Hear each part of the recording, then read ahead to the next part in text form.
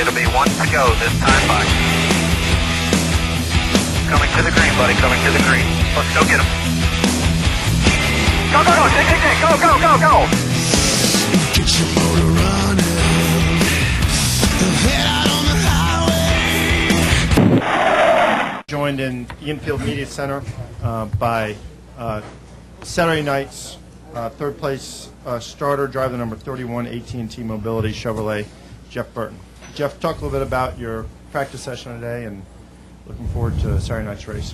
Well, we worked on race trim the first part, and then we worked on qualifying trim, and we weren't. Thought we were pretty good in race trim, and actually the first run we made in Q trim was pretty good, but we never seemed to find a way to make an improvement. But we, looked at the weather and thought we would get qualifying in, so we tried to pay some attention to it. As it turned out, I guess we should have just worked on race trim, but we had a good plan and stuck to it, and I think we're pretty good for race stuff. We'll now open it up to questions from media. Please wait for the microphone. State your name and affiliation. Start with David here. You ready? When's the last time you seen a cloud like that one? That was pretty ugly. Yeah, that was pretty ugly. I'm proud to be here. Speak for all of us. I don't see much like that in North Carolina. How about South Boston, Virginia? Well, you're not in Kansas anymore, right? Further questions for Jeff? Go back over here. Say they want to get out of here as bad as I do. Jeff, just talk a little bit about, this being a night race, people have mentioned that that's going to be a variable. Now that you don't have a qualifying session, what's going to be the impact of, a little bit less track time for everybody? Well, I don't think the qualifying session really has any impact on the race at all, other than obviously, where you start. But just qualifying tonight, I don't think would have taught you anything about the racetrack for conditions for Saturday night.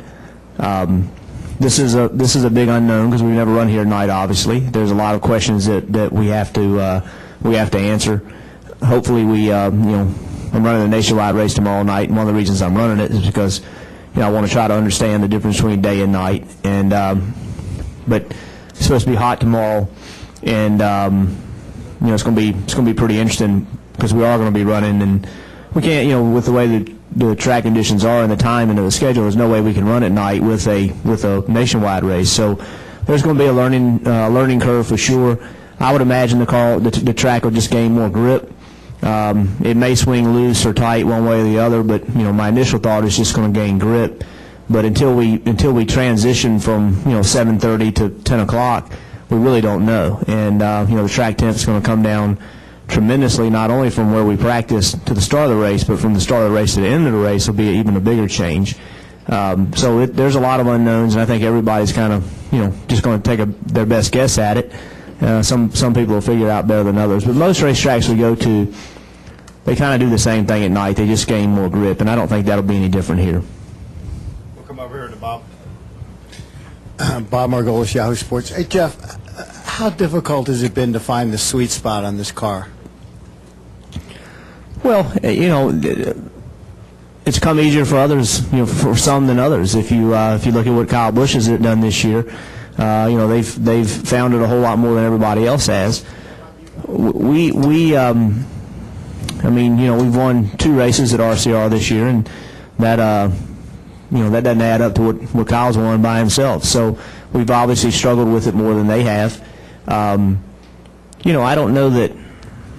To me, a good handling car is a good handling car, and the thing that I find about this car is it is harder to make work.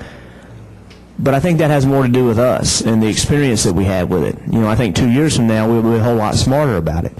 But it has been a challenge because it's just so different from what we're used to. It's still, we ran the car 17 times or whatever it was last year, and we're approaching, halfway. This is the halfway mark, I guess. And but we still have a tremendous amount we have to learn about it. So it's been difficult. Jeff, Seth Livingstone from USA Today. Just to follow up on that a little bit, what do you know about the car now that you didn't know at the start of the season, and where do you think most improvement can come as you head toward the chase? Well, that's a good question. It's a hard question to answer, to be perfectly honest.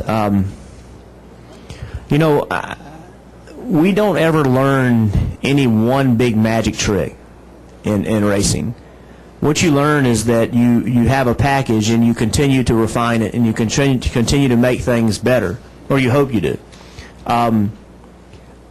If you ask me what's the one thing that I've learned, I have a hard time answering that question, because, you know, we learn, if there's 100% to learn, we learn 1% at a time. We don't learn 12% and then go get 20%. So the learning process is pretty slow.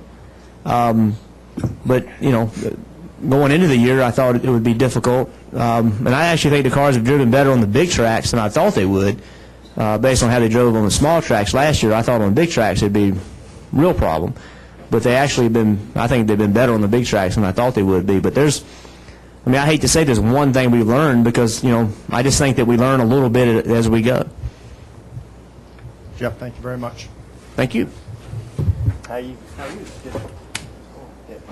now joined by Saturday night's second starter, driver the number 88 Amp Energy National Guard Chevrolet, Dale Earnhardt Junior.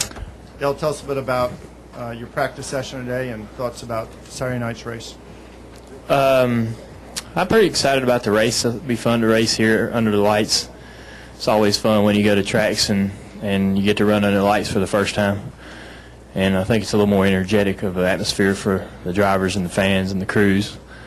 Everybody's pretty excited about having a Sunday to make some plans of their own. And as far as practice, we started off pretty good. We weren't quite as fast as a couple guys. Made some changes and got the car much quicker, and I was real happy with it at the end of practice. And but unfortunately, we won't be able to really see what we could have done with it in qualifying. We still get a great starting spot, and hopefully we'll have some good weather tomorrow to be able to work on the race setup. We didn't make any race runs. We'll open up to members of the media. Again, please state your name and affiliation. We'll start here with Lewis. Louis Frank, ESPN.com. I was looking over the tire press release and said they're running a harder compound. Excuse me. Did you have a time? Sorry, did you have time to notice any difference in tire wear today? And do you think, you know, with the cooler temperatures, tire wear is going to be an issue? I don't think tire wear will be an issue. Cooler temperatures will help. And like I said, I only ran qualifying runs, so we weren't looking at a lot of wear by doing that, and I didn't notice the difference in the tire. Having a new car here, really it'd be tough to be able to notice a difference in tire, how it felt grip-wise from one year to the next. This track seems to be aging really well, and it's producing a lot of different grooves to run on, and should be a real fun race. Looks like the Busch car is already worked up into the second groove, so I saw some guys even running it in the cup practice.